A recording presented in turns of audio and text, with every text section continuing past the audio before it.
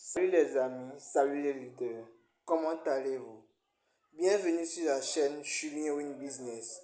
Et sur cette chaîne, vous allez découvrir plusieurs opportunités vous permettant de gagner de la crypto-monnaie, vous améliorer personnellement et plein d'autres astuces.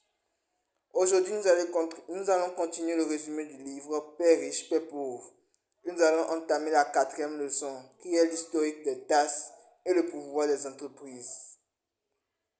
Mais avant de continuer, n'oubliez pas de vous abonner, de liker, de commenter, de partager la vidéo.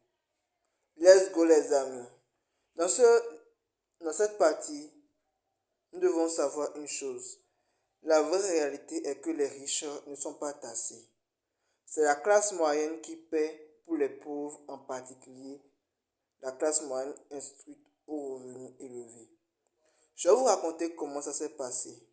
Dans l'ancien temps, il n'y avait pas de taxes. Tout le monde travaillait normalement, les pauvres étaient pauvres, les classes moyennes étaient de classe moyenne, les riches étaient riches. Ils travaillaient, ils gagnaient leurs finances.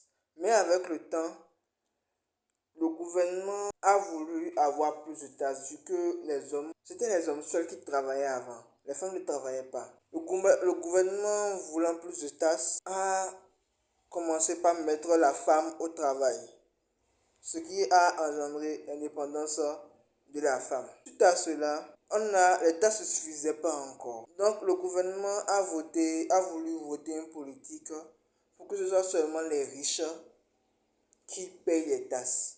Le fait de prendre chez les riches et de donner aux pauvres.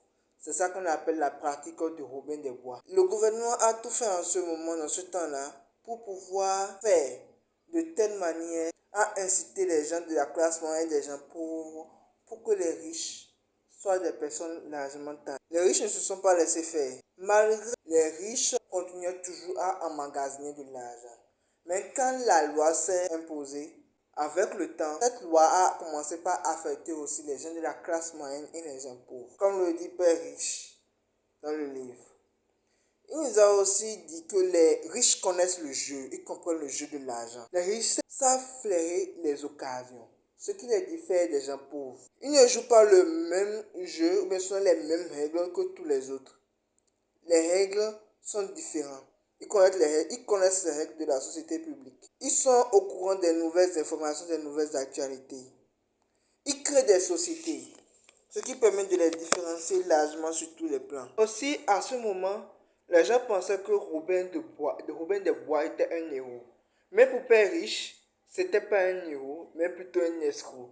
Parce qu'il ramassait l'argent des gens riches, des gens qui travaillaient et qui votaient pour le capitalisme, pour aller les partager aux gens pauvres. Voici comment les riches jouent au jeu. Tout d'abord, quand ils créent leur propre entreprise, l'entreprise génère des revenus. Ces revenus sont dépensés.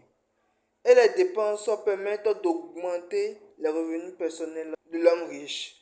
En ce temps, les dépenses de l'homme riche deviennent les dépenses de sa propre entreprise, ce qui lui permet à chaque fois d'augmenter ses revenus et d'acquérir plus d'actifs. D'autre part, les gens d'affaires sont récompensés quand ils ont des surplus budgétaires et sont reconnus pour leurs compétences. C'est pour ça que j'ai dit de créer votre propre entreprise. Quand vous créez votre propre entreprise et vous réussissez à obtenir des surplus budgétaires, vous réussissez à acquérir ces gens de surplus-là, vous ne risquerez pas de perdre des budgets. Mais plutôt, ça constitue un gain pour vous quand vous dépassez le budget limite de l'entreprise. Je veux vous donner un conseil que Père Richard a donné. Il a dit, si vous travaillez pour l'argent, vous abandonnez le pouvoir à votre employeur. Mais si votre argent travaille pour vous, vous conservez et contrôlez le pouvoir. C'est pourquoi je vous ai conseillé aussi, selon Père Riche, de chercher à acquérir le savoir. Parce que le savoir, c'est le pouvoir. Et avec l'argent se manifeste un grand pouvoir qui requiert une bonne connaissance pour conserver cet argent et le décupler. Sans ce savoir, le monde vous pousse à droite et à gauche. Conservez votre argent. Contrôlez son pouvoir. Conservez vos connaissances pour pouvoir savoir comment décupler vos ressources. La meilleure leçon qu'il a enseignée, et qui a servi à Robert Kiyosaki et à tous ceux qui l'a conseillé est ceci. Soyez avisés et on ne te mènera pas au bout du nez. Ça veut dire quoi par là? Connaître les lois, connaître un peu dans chaque domaine vous permet de ne pas rentrer dans des pièges à l'improviste. Si tu fais ce que tu as, si tu sais que tu as raison, tu n'auras pas peur de te défendre.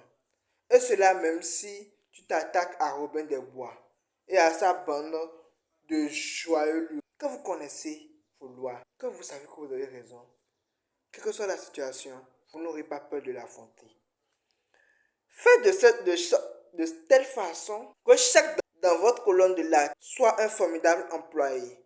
C'est Chinois à multiplier le nombre d'employés et à acheter au patron une nouvelle pochette. Il me dit quoi par là, par nouvelle pochette? Par là, il dit acquérir plus de choses, que ce soit des entreprises, des terrains, des maisons ou autres. Quand l'argent devient votre emploi, il sera en train de se multiplier en permanence même si vous n'êtes pas là. Il a aussi dit, pourquoi ne pas posséder sa propre échelle? Généralement, dans le livre, Père riche a dit que Robert Kiyosaki a parlé de son père instruit. Qu'il lui a dit que quand il est dans une entreprise, de tout faire de travailler pour grimper l'échelle jusqu'à aller au sommet. C'est aussi une bonne logique. Mais Père riche lui dit ceci. Pourquoi ne pas proposer ta propre échelle? Si tu possèdes ta propre échelle, c'est toi qui instaures les règles. C'est toi qui sais là où tu iras pour faire de telle manière que ton entreprise puisse évoluer. Le point essentiel est le suivant. Si c'est que Robert Kiyosaki n'avait suivi les instructions de son père instruit, à cet instant, il ne sera pas ici. À ce niveau aussi, il nous a donné l'exemple de lui-même.